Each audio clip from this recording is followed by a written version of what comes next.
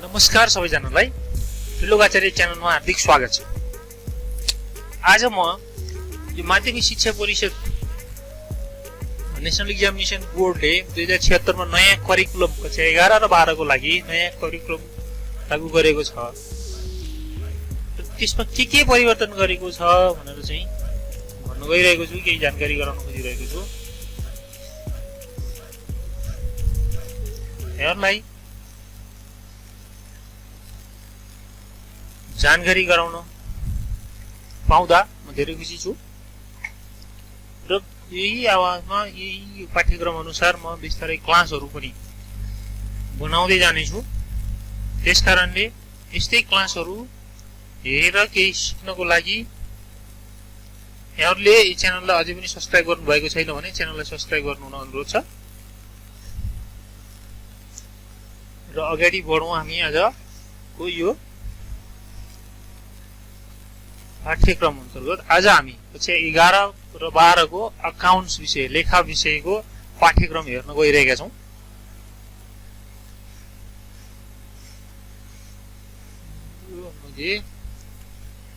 यहाँ देखिरहनु भएको छ माध्यमिक शिक्षा पाठ्यक्रम 2076 कक्षा 11 र 12 भाग 2 मा ऐच्छिक विषय पहिलो समूह। र यो कसले निकाले हो भन्दा नेपाल सरकार शिक्षा विज्ञान तथा प्रविधि मन्त्रालय पाठ्यक्रम विकास केन्द्र सानोतिमी भक्तपुरले यो चाहिँ 2076 बाट लागू हुने भनेर चाहिँ निकालेको छ। र मैले सरसर्ती हेर्दाखेरि अकाउन्ट्स विषयमा पुरानो कोर्स र नयाँ कोर्समा खासै परिवर्तन गरेको मैले देखिन। लेखा विधि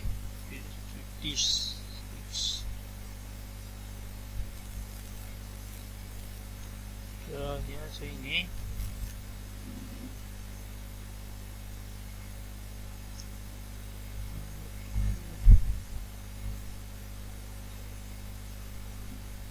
यो यहाँहरूले साइटबाट डाउनलोड पनि गर्न सक्नुहुन्छ।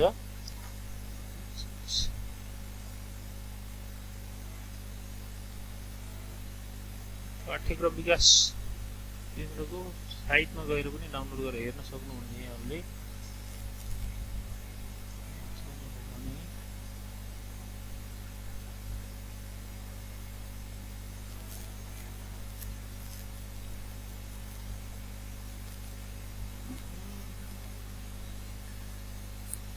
ओके, लेखा विधि पाठ्यक्रम कक्षा 11 र 12 विषय संकट एकाउन्ट एसीसी 103 103 कक्षा 11 र एसीसी 104 कक्षा 12 को र वार्षिक कार्य घण्टा भनेको 160 भनेको 6 महिना, लगभग 6 महिनाको दिनको 1 घण्टाको क्लासले 6 महिनाको कोर्स चाहिँ डिजाइन गरेको छ।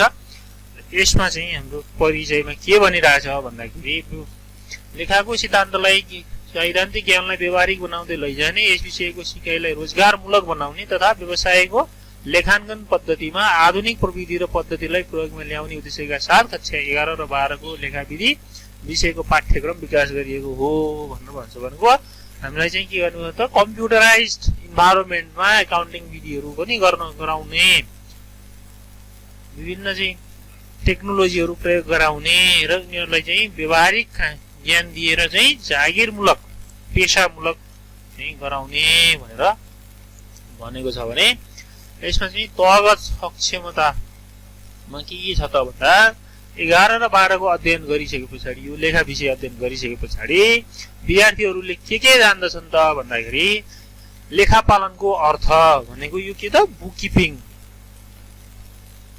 सिद्धान्त र उद्देश्यसँग परिचित भई दोहोरो र एकोरो लेखा प्रणालीको प्रयोग भन्छ, सिंगल इन्ट्री र डबल इन्ट्री कसरी गर्ने तिनीहरू भन्ने कुरा जान्दछन् भनेछ।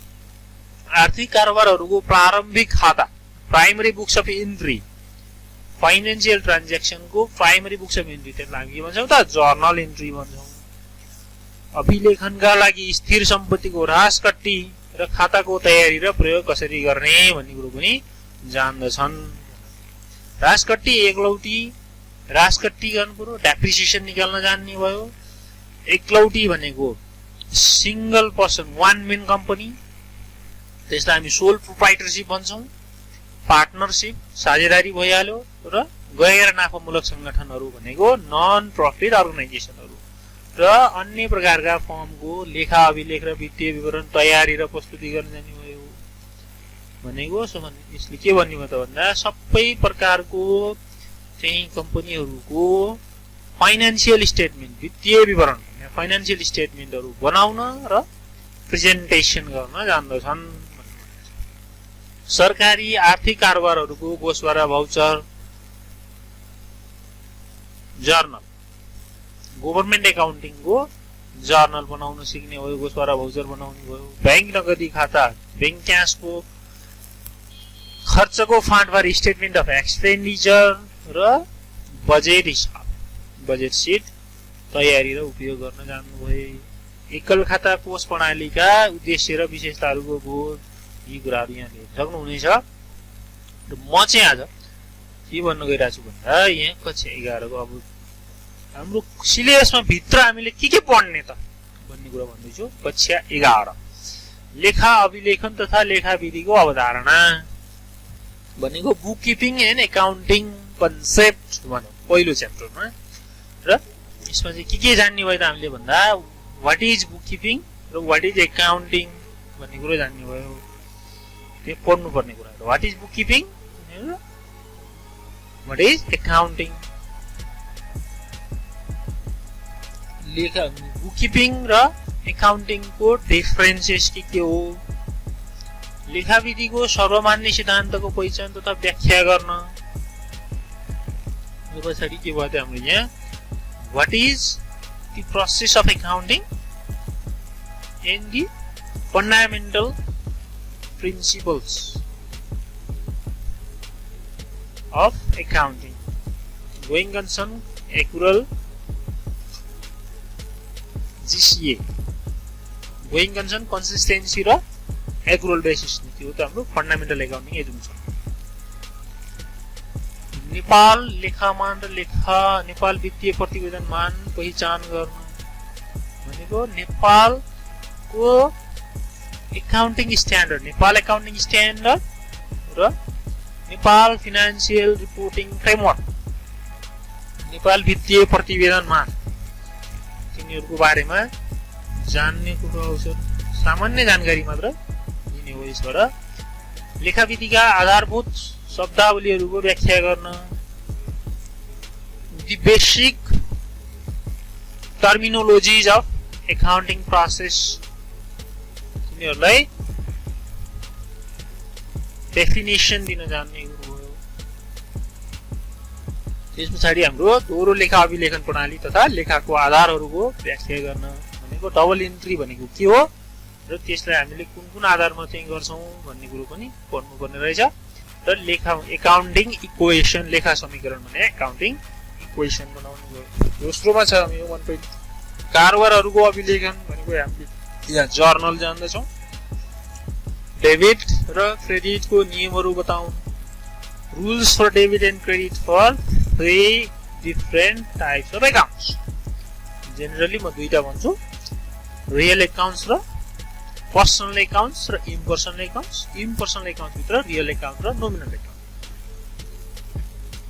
जर्नल पुस्तिका तथा सहायक पुस्तिका मार्फत प्रारम्भिक अभिलेख राख्न, journal entry and purchase book sales book भनेर हामीले एकाउन्ट्स कसरी राख्ने भन्ने कुरो पनि पढ्नुपर्ने रहेछ। भनेपछि यो सरस्वती हेर्दा हाम्रो पुरानो सिलेबस र यो नयाँ सिलेबसमा खासै परिवर्तन गरेको छैन। अकाउन्ट्समा है अन्य सब्जेक्टमा त मैले हेरेको छैन, मलाई थाहा भएन, तर एकाउन्ट्समा खासै परिवर्तन गरेको छैन। र च्याप्टर 2 मा हाम्रो छ विविध लेखा विधिको अवधारणा, आधुनिक बैंकिङ प्रणाली तथा बैंक हिसाब मिलान विवरण भनेको बैंक रिकन्सिलिएसन स्टेटमेन्ट बनाउन पर्ने भयो। हामीले यहाँ एउटा बैंक रिकन्सिलिएसन पढ्ने भयो। बैंकिङ कारोबारहरूको प्रक्रिया बताउन, the process of banking transaction, the reasons for differences in bank cash book and passbook, bank हिसाब मिलान विवरण तयार, जर्नल प्रपर र समायोजित थप तुलन परीक्षण भनेको हाम्रो क्लोजिङ इन्ट्रीहरूलाई हामीले जुन बुक्समा इन्ट्री गर्छौँ त्यसलाई हामी जर्नल प्रपर भन्छौँ। एडजस्टमेन्ट इन्ट्रिजहरू जुन टेम्समा इन्ट्री गर्छौँ त्यसलाई हामी जर्नल प्रपर भन्छौँ। र त्यो जर्नल प्रपर बनाइसके पछाडि हामीले एडजस्टेड ट्रायल ब्यालेन्स समायोजित सन्तुलन परीक्षण बनाउन त्यहाँबाट पनि सिक्दैछौँ भने पछाडि एडजस्टेड ट्रायल ब्यालेन्स पनि हामीले सिक्नुपर्ने रहेछ। लेखाविधिका गल्तीहरू सच्याउनु भनेको रेक्टिफिकेसन अफ इरर्स। अब accounting for fix assets, fix एसेट्समा विशेष चाहिँ स्थिर सम्पत्ति फिक्स एसेट्स भनेको के हुन्, यिनीहरूको सम्पत्ति हामीले लेखाहरू कसरी राख्छौँ, डेप्रिसिएसन कसरी क्याल्कुलेसन गर्छौँ भन्ने कुरा पनि यहाँबाट पढ्नुपर्ने भनेको छ। र सञ्चित र प्रावधान भनेको प्रोभिजन एन्ड रिजर्भ, रिजर्भ्स एन्ड प्रोभिजन्सको बारेमा पनि यहाँ पढ्नुपर्छ भनेको छ। यो पुरानो सिलेबसको हुबहु छ, सबै कुराहरू खासै परिवर्तन गरेको छैन। सिंगल इन्ट्री एकलौटी तथा साझेदारी फर्मको वित्तीय विवरणमा अब हाम्रो यहाँ फाइनान्सियल स्टेटमेन्टमा छ। यो एकलौटी भने सोल प्रोप्राइटरशिप अनि साझेदारी फर्म भनेको हाम्रो पार्टनरशिप फर्मको वित्तीय विवरणको तयारी, पुँजीगत र आयगत विवरणको रेभेन्यू इन्कम र क्यापिटल इन्कम अथवा रेभेन्यू एक्सपेन्डिचर, रेभेन्यू एक्सपेन्स र क्यापिटल एक्सपेन्डिचर। रेभेन्यू इन्कम अथवा एक्सपेन्सेस हुन्छ भने क्यापिटल गेन लस और क्यापिटल हामी एक्सपेन्डिचर भन्छौँ। रेभेन्यूमा इन्कम और लस एक्सपेन्सेस भन्छौँ भने क्यापिटलको गर्दाखेरि हामी एक्सपेन्डिचर भन्छौँ। त्यसलाई जे भन्दा पनि बुझ्न सजिलो भयो भने वर्ड एकाउन्टिङ टर्मिनोलोजी युज गर्दा क्यापिटल एक्सपेन्डिचर भनेर प्रयोग गर्छौँ। अनि पुँजीगत र आयगत विवरणमा फरक छुट्याउनु, रेभेन्यू नेचरको र क्यापिटल नेचरको इन्कम एक्सपेन्सको बिचमा हामीले डिफरेन्सेस पत्ता लगाउने कुराहरू पनि गर्नुपर्ने रहेछ।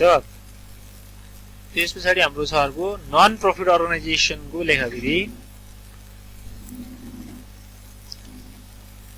गैर नाफामूलक संस्थाको वित्तीय विवरणहरूको प्राप्ति तथा भुक्तानी खाता, receipt and payment account, income and expenditure account र ब्यालेन्स सिट वास्लाद बनाउन हामीले सिक्छौँ। यो सबै कुरा हामीले पुरानो कोर्समै चाहिँ जस्तो छ हुबहु छ, यिनीहरू केही परिवर्तन गरेको छैन। Single entry and double entry system. त्यस पछाडि हाम्रो अर्को छ गभर्नमेन्ट एकाउन्टिङ आयो यहाँ सरकारी लेखाविधिमा। नेपालमा सरकारी लेखाविधि, नेपालमा सरकारी लेखा प्रणालीको विकास तथा ऐतिहासिक पृष्ठभूमिको व्याख्या गर्न पर्यो, सरकारी लेखाविधिको वर्णन गर्नु पर्यो, एकल लेखा कोष प्रणालीको विशेषता उल्लेख गरी यसको अभ्यास गर्नु पर्यो, नेपाल सरकारको नयाँ संस्था प्रणालीको स्वरूप तथा विशेषता उल्लेख गर्ने, गोस्वारा भाउचर, ब्याङ्क नगदी किताब, बही खाताहरू, सानो नगदी किताब र खर्चको फाँटबारीहरू तयार गर्ने काम हामी पढ्छौँ। यो 11 को कोर्सहरू हामीले यति चाहिँ पढ्छौँ भने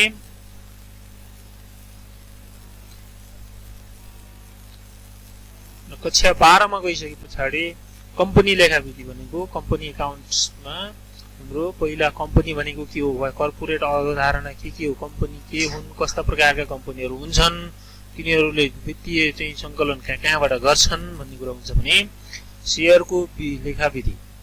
अब एकाउन्टिङ फर शेयर भनेको कसरी शेयर इस्यु गर्छ, शेयरको पैसा कसरी प्राप्त गरिन्छ भन्ने कुराहरू हामी एकाउन्टिङ गर्छौँ भने अर्को छ हामीसँग डिभेन्चर, त्यसलाई हामी ऋण पत्र भन्छौँ र त्यसको लेखाविधि चाहिँ अब डिभेन्चर कसरी चाहिँ हामीले इस्यु गर्ने, डिभेन्चरको पैसा कसरी लिएर आउने भन्ने कुरा हामी यसमा पढ्छौँ। र कम्पनीका वित्तीय विवरणहरूमा कर्पोरेट वित्तीय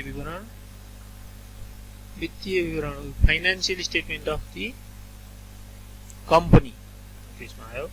र वित्तीय विवरणहरू व्यापार हिसाब खाता हो, यो भनेको ट्रेडिङ एकाउन्ट्स, नाफा नोक्सान हिसाब प्रफिट एन्ड लस एकाउन्ट, नाफा नोक्सान बाँडफाँड हिसाब खाता भनेको profit and loss appropriation accounts र ब्यालेन्स सिट। त्यस पछाडि हाम्रो यो ठाडो आय विवरण, आर्जित आय विवरण र मास्टर तयार गर्न भनेछ। यो कुराहरू हामी पढिसके पछाडि जान्दछौँ। र अर्को हामीसँग कार्य विवरण भन्ने आयो वर्कसिट बनाउनको लागि हामीले कति प्रकारको वर्कसिट हुन्छ यो कुराहरू हामी त्यहाँ वर्कसिटमा पढ्छौँ। 10 कलम 12 कलम वर्कसिटहरू बनाउनको लागि। र त्यस पछाडि हाम्रो चाहिँ क्यास फ्लो नगद प्रवाह विवरण बनाउनु पर्यो। त्यस पछाडि लागत लेखाविधि कस्ट एकाउन्टिङ आयो। अर्को थर्डमा हाम्रो कट इज कस्ट भनेको के हो? कस्ट भनेको resources consume by the entity for the production of goods or rendering of services भनेको जति स्रोत र साधनहरू उपयोग गर्छ कुनै पनि वस्तु वा सेवा उत्पादन गर्नको लागि जति स्रोत र साधनहरू खपत गर्छ त्यो खपत भएको स्रोत र साधनलाई नै हामी के भन्छौँ त लागत भन्छौँ।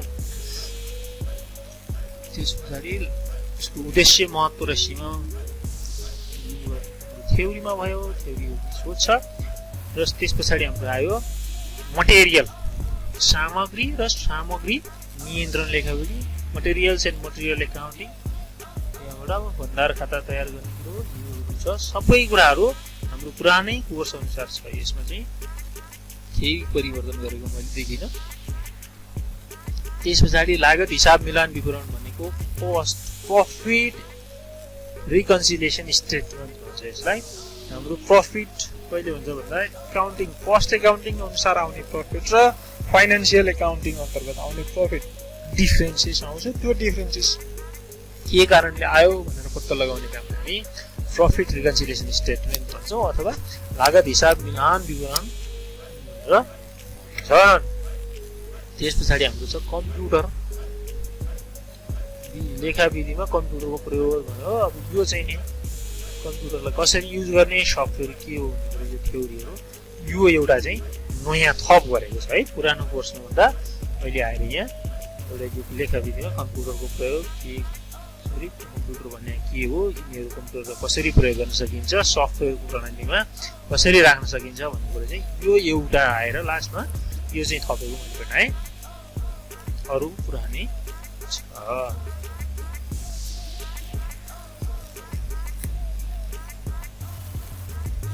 विषयवस्तु अनुसार चाहिँ 11, 12 भन्ने भनेको छ। के पढ्नुपर्छ भन्ने कुराहरू यहाँ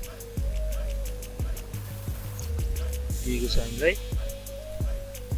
यो यहाँहरूले डाउनलोड गरेर पनि हेर्न सक्नुहुन्छ। आजलाई क्लास लामो हुन्छ, फेरि भिडियो लामो भइसके पछाडि यहाँहरूले हेर्दा दिक्क भन्नुहुन्छ। त्यस कारण आज यति गरौँ।